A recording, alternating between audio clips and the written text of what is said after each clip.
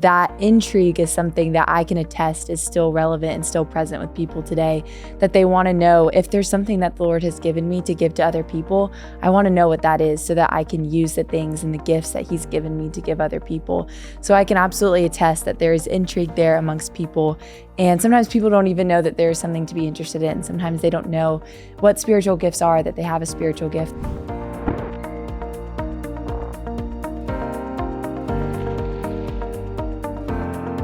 Hey y'all, welcome to the My Place podcast. Thank you so much for tuning in with us today. I'm your host, Mary McSwain, and I am joined, as I normally am, by my dad, Jay McSwain. And today we are talking about spiritual gifts. We've recently been talking about Personality, our new book that just came out, and we have done episodes on spiritual gifts before, but it's been a while. So for our listeners who... A long while, hasn't it? It has. It's been a long while, but for our listeners who aren't very familiar with spiritual gifts, and just to give us a little bit of a refresher context for our conversation today, can you give us a quick summary of what spiritual gifts are? I'll give you what our description is in our teaching guide that we have. Spiritual gift is a special attribute or gift given by God's Spirit to every member of the body according to God's grace, for use within the context of the body, for the upbuilding of the body. And I believe it's 1 Corinthians 12:1 that says, "Now concerning spiritual gifts, brothers and sisters, I do not want you to be uninformed." That's it. So that's one of those verses that give us context for our conversation today as to why is it important to talk about? Why do we need to know what they are? Why do we want to discover the ones that we have? Because in Scripture, it tells us to be informed and to fan them into flame. And I know you're probably going to talk a little bit more about that, but as people are listening to this, we want them to know why it's important to know what they are. But Dad, you have been in this space of spiritual gifts for 27 years now, is that right? Yeah, this is I just finished my 27th year with Place. So yeah, I got into this pretty big 27 plus years ago. Yeah. So in these 20 plus years that you have been in this space, helping people discover their spiritual gifts, learning more about them, what are some of the changes that you have seen in those years? You know, Mary, one of the most interesting ones is in our workbook, we have a true-false quiz that we start off the session with on spiritual gifts. And here's one of the questions, true-false. My spiritual gifts will never be used outside the context of the body. In other words, true or false, you'll never use your gifts outside the church. And one of the changes is when I used to watch people take this little quiz, it was about 50-50. 50% would say true, that you would never use your gifts outside the body of Christ. 50% would say false. Well, I'm glad to say with a lot of things that have gone on in churches through the years, you know, we had what's called the missional movement, which was basically evangelism. But now people almost without all people will answer it false, that you will use your gifts both in the body, but also outside of the body. So that was one that I had. Here's another change that has been interesting to me is when I got into the space, I'm not saying there weren't a lot of assessments out there, but we didn't have apps in 1998. And today, I mean, you can just pull up on your app, which I hope people will take ours, My Spiritual Gifts. If you go into the App Store, there's way more that are out there because I believe of apps today. And then here's one that it's not so great. I see, though, even with more apps out there, there's less interest in the biblical mandate of 1 Corinthians 12:1 to not be uninformed. 1 Timothy 4:14 to not neglect your gifts, in 2 Timothy 1:6 to fan into flame. Sadly, there's less interest in being informed, not neglecting, and fanning into flame. So those are some of the changes that I've seen through the years. Okay, that's interesting. I want to ask you about the last change that you said. Why do you think is less interest in discovering your spiritual gifts nowadays? Now, I know this isn't going to endear me to this group, but I think it's church leaders. And I want to give you some context of that, okay? I think some of them have watched the abuse, like this right here. The Lord, I have the gift of discernment, Pastor, and the Lord told me to tell you. And I think that some people have taken those gifts and used them to go and really usurp the leadership of church. That's one reason. But here's another one. I'm not gonna say names to protect the guilty, but I have a friend that has been very involved with Place that was looking at going to one of the largest churches in the country. And he is a huge proponent of Place, and he wanted it to be on all their campuses. And the senior pastor said this right here. He said, if we did that, that would throw a monkey into our growth. I'm all for growth, but the Bible, again, it's a mandate to inform people of their gifts. And so again, I say that I think a lot of it falls to church leaders as to why.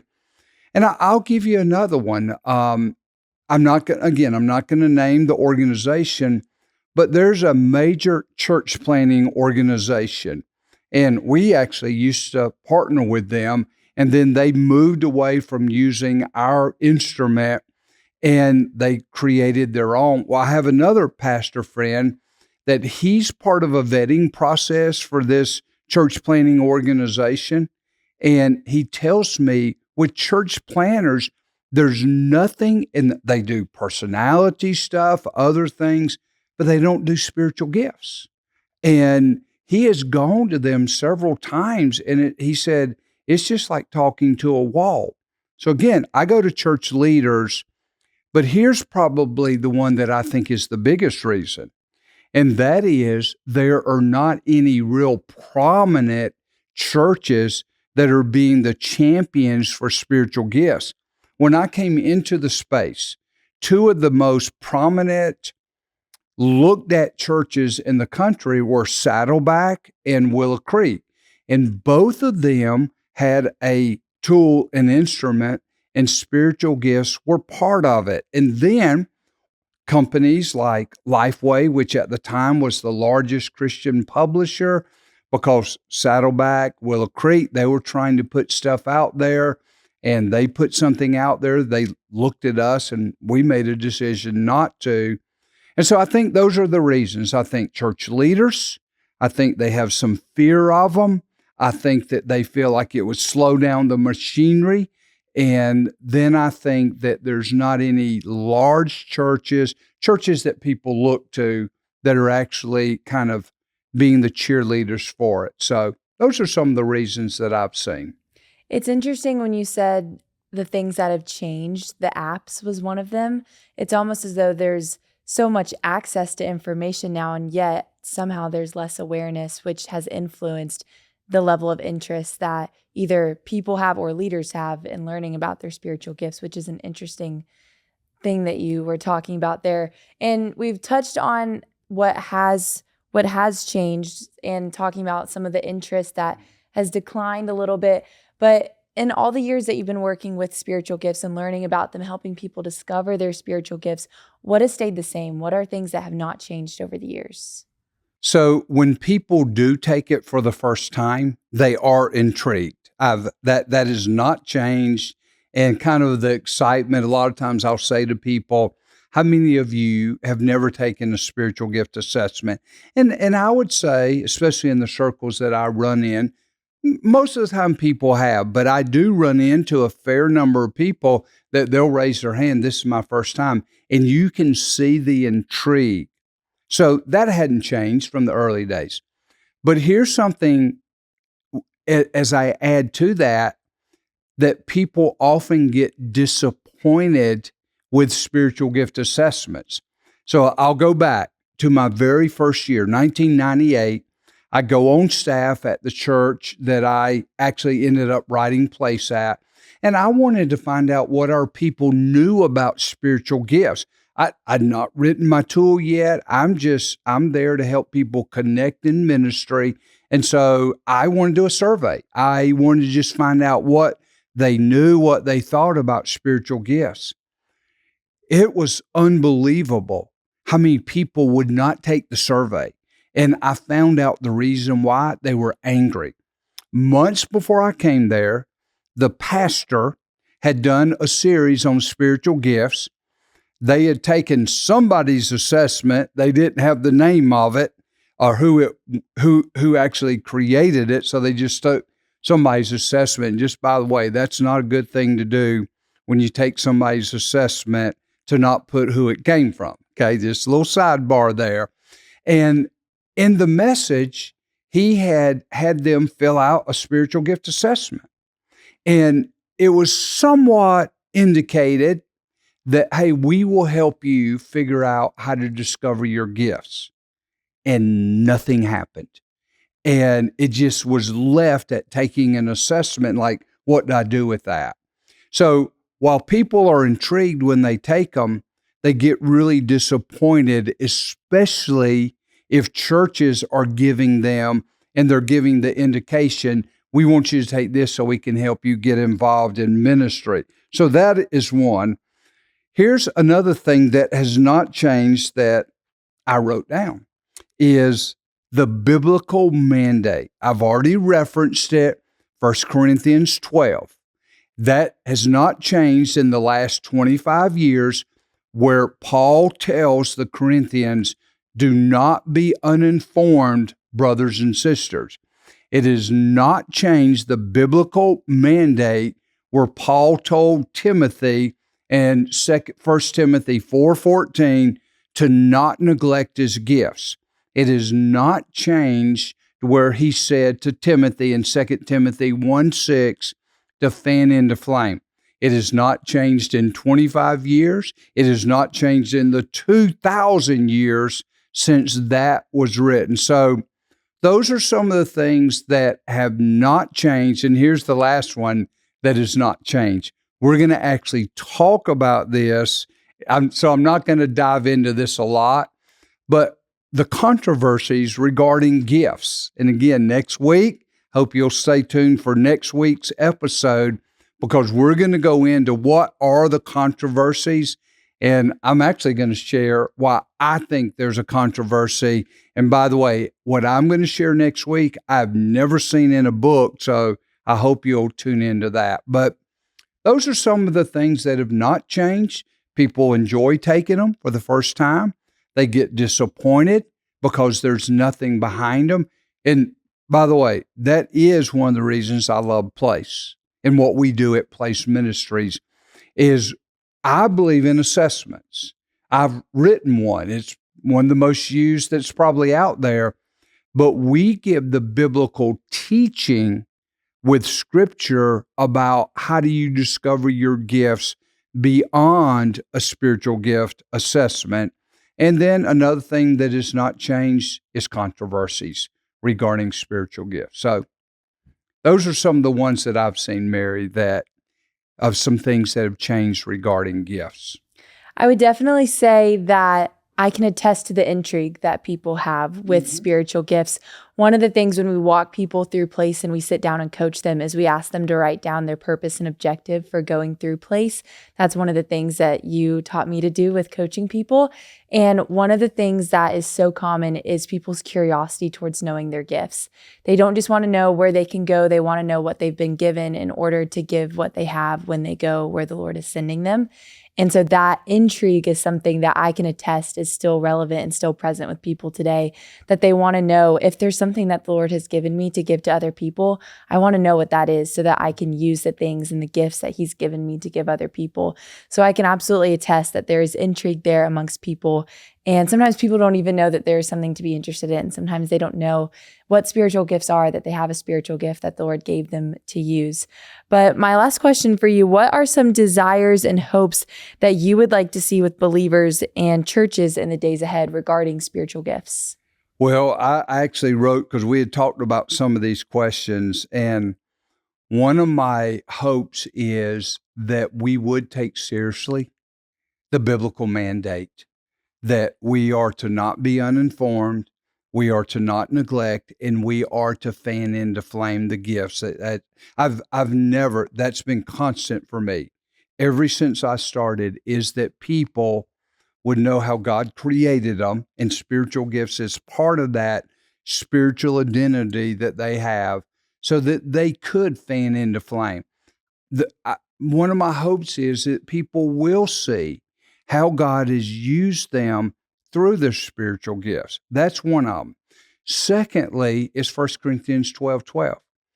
And what that says is the body is a unit, though it is made up of many parts, and though all parts form one body, so it is with Christ. And that whole chapter in 1 Corinthians 12 is talking about the different parts of the body. And so one of my hopes for the future is that people would realize that churches, being a part of the body of Christ, it doesn't function right unless all the gifts are being used and being used properly. You know, this was fascinating, talking about the parts of the body and being used properly. Yesterday, I was having a conversation. Some may know that I serve with the Atlanta Braves as a chaplain, and I was talking to a player, and we were talking about all the things that he has done this off season to strengthen his body to be the very best that he can be. He's getting a little bit older, and he's done several things so that his body can withstand the wear and tear that was pretty easy when he was a youngster, but he's not a youngster anymore. And I would love to see the church realize that if all the parts are functioning the way they should be, then God can optimally use the church to be able to equip each other, build each other up, and reach others. And here's my last one, and this is pretty fascinating to me, even based on we'd come up with the questions before today. But I would love to see, and we've talked about one of our goals is to create resources where people can discover their gifts and how to best use them in evangelism. And I'll tell you what is fascinating about that to me. So there's a gentleman that I wrote another material with, Purposeful Vision. And his name is Quentin Lofton, and Quentin is 82. He's not in great health, but he came over to see me today, and he sobbed because God has given him a burden for people that don't know Christ. And he said, Jay, I know that you're still out there. You can do something. I can just share my heart. And Mary, he gave me two things that he carries in his car everywhere he goes to remind him about sharing his faith. And at the end of our couple of hours today, and he just cried, he said, would you want to keep these? And one was a light, Matthew 5:13-14, to let your light shine. And he said, I just would love to see churches that would have people carry these with them. And he said the other thing, and you can keep this if you want it, he said that we are to be the salt. And I just thought it was cool because you and I have talked about at some point being able to use our tool, spiritual gifts, as part of it to help people be more effective in evangelism. So I would love to see in the days ahead us find a way, and that's something you and I talked about a year and a half ago, I believe, is find a way to use spiritual gifts more intentionally with doing evangelism. So while you don't have a lot of long history, like we're talking about things that change, things that haven't changed, what would be something that you would hope as it relates to spiritual gifts in the future? I think one of them goes back to that verse that you would fan into flame the gift of God. And you talk a lot about how assessments are a starting point. They're not the end all be all. Assessments are the skeleton, the teaching breeds puts flesh on the bones, and the coaching breathes life into it. And one of the principles to discovering your spiritual gifts that you always talk about is exploring possibilities. And I think one of the ways that I have seen and experienced my spiritual gifts, the ways that I've learned about them, is not just from what an assessment says, but from the possibilities and opportunities that I've gotten to explore. I had the confidence to step into them because I knew what my spiritual gifts were. And the affirmation that I got from others in the way that I examined how I felt about those opportunities, how they went, were so much informed by the fact that I knew my spiritual gifts. And when I stepped into those opportunities, I knew that the Lord has specifically equipped me for the place that he's calling me to right now. And when he says fan into flame, there's a flame, a spark that ignites, and a flame and a light that shines when you are fanning into flame the gift that the Lord has given you. And so one of the things that I would hope for people is that they would be able to have the confidence to step into those possibilities, those opportunities that the Lord has equipped them for, not just for the glorification of the Lord's name and the building up of his kingdom, which of course we want to do, but also that they could delight in the Lord, that they could delight in the good works that he's prepared and equipped them for. So I would say that is one of them. And then going back to that passage from 1 Corinthians 12, it talks about wanting us to be informed that we are all members of the body, but it also encourages and urges people not to compare yourself to another part of the body. And when you know what you have, you inevitably discover what you lack. And I think that is true of spiritual gifts. Sometimes you see what you don't have that other people have and think that I'm not as well equipped as them, or I can't be out in front of people, or my personality isn't as vivacious or extroverted, so I can't share the gospel even though it says that I have evangelism.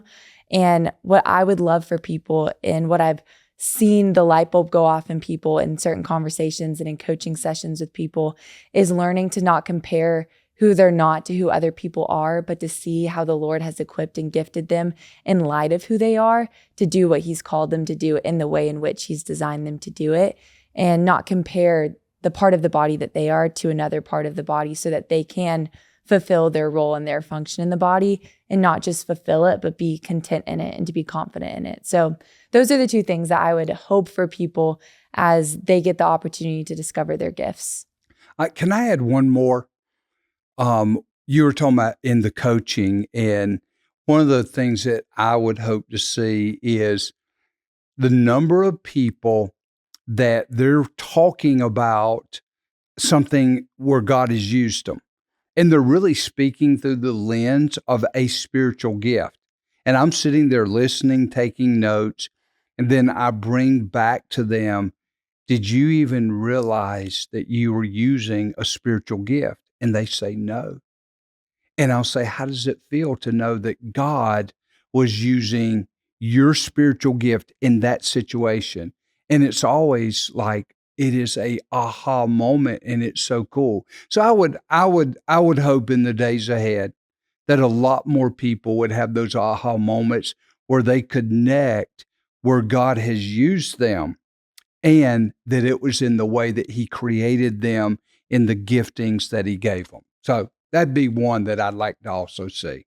I would agree. I think those aha moments, they give us so much more confidence in the Lord and in the fact that scripture says we're fearfully and wonderfully made, that he has prepared good works for us to do, to walk in, that he's given us spiritual gifts to be able to equip us to do the Lord's work. But I think it also just stirs such a deep sense of gratitude in people's hearts that the Lord saw me and he knitted me together and he intentionally gave me gifts to use for him, but also that I've stepped into a conversation where I get to discover how the Lord has gifted me, how he wants to use me. And how I think the fact that he wants to use me just by giving me those spiritual gifts, it just stirs so much gratitude in them. So it's an aha moment that stirs gratitude and trust and more love and admiration for the Lord and his goodness to us. And I know you can say the same, but I've loved getting to see people have those aha moments and as they discover them. So as we wrap up our conversation today, if you don't know what your spiritual gifts are, the first step in discovering them, as we talk about all the time, is to believe that you have a spiritual gift. Believe that the Lord fearfully and wonderfully made you. He knitted you together and He has prepared good works for you to walk in. And one of the ways that you walk in those good works is in light of the ways that He's gifted you, so that you can be a part of the body of Christ in light of the gifts that He's given you. So if you don't know your spiritual gifts, we do have a spiritual gifts app. It's the My Spiritual Gifts app, where you can go download the app, take the assessment, discover your gifts, and then continue to discover them by listening to conversations like this, by looking into more of our resources. So I would highly encourage you to do that if you don't know what your spiritual gifts are. And like Dad said, our next conversation on our next episode is going to be pretty interesting. So I would highly encourage y'all to tune into that one. And with that being said, we hope to see you next week.